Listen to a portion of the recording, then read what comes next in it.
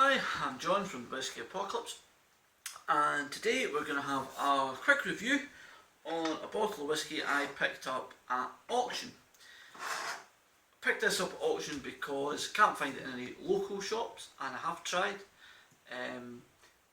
Paid about the same price as you would in an online retailer.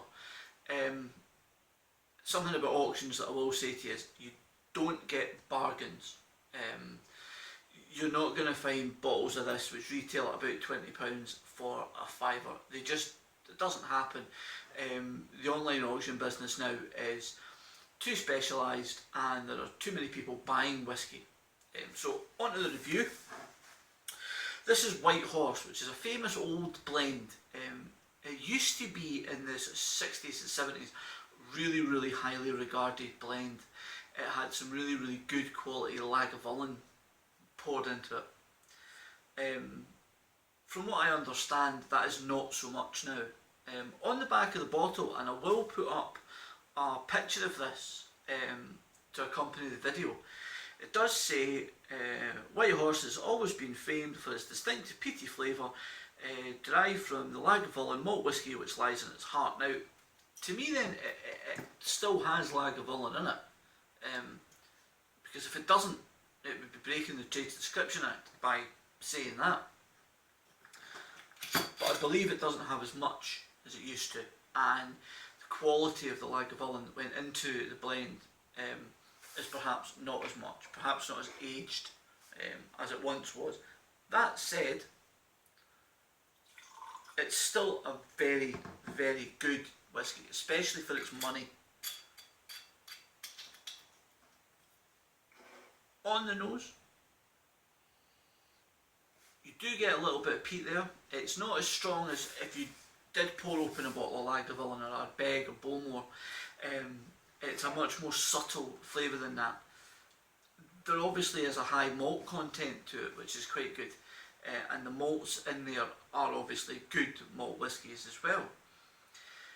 It's outside of the smoke. There's a brittle toffee smell, fudge, that kind of thing. Vanilla is present here as well. It's quite light, it's a soft sort of smell, there's nothing that overpowers you. It's not a hugely complex smell. It's nice, and it kind of reminds me of what whisky smells of. My granddad and my dad both were quite keen whisky drinkers, and when you're young, you smell whisky and it's got that whisky smell that really hits you. That's what this kind of smells like, but in a sort of nice way.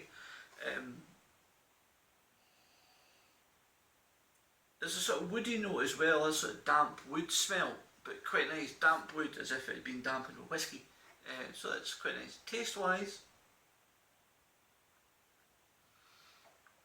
again, there's a lovely subtle peatiness to this whisky with mild sweetness and a little bit of nuts, nuts with toffee in it, that kind of thing.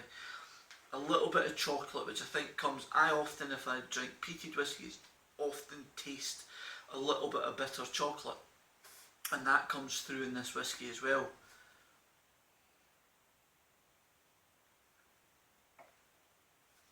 It's an easy sipping whisky. When I was sort of up to about there, so it's down to about there now, so I've had a few out of this, and I've had it before. I wouldn't add any water to this at all. I will add water to it, and I'll tell you why you shouldn't. A couple of drops of water completely and utterly kill the peat in this. I'm not sure why it does it. This is bottled at 40%, so perhaps taking it below 40%, which is immediately what you do when you add water to it, and it becomes quite a soft drink. It's quite a young whisky, and by adding water to it, I think it emphasises that. It becomes a sweeter drink. it certainly becomes a much easier thing to drink.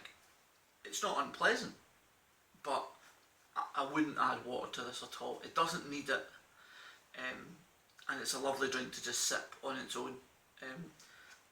This is actually a great mixing drink as well. It goes really, really well with a couple of ice cubes and a little dash of alcoholic ginger ale and a little top up of just ginger beer on the top of it. Really, really nice for that, because it does have that little bit of smokiness to it. My next couple of reviews are going to be other purchases I bought at auction, including a Justiniani and Brook 15-year-old reserve, bottled for the European market at 43%, and I'll also be having a look at one or two other cheap, like this, blends, which I think for their money are well worth buying, and in actual fact, something like this, if it was between a choice of this and a cheap single malt, I would go for this every time. I'm John from the Whisky Apocalypse. If you like this, please subscribe and like, and feel free to leave a comment, and I'll keep doing them.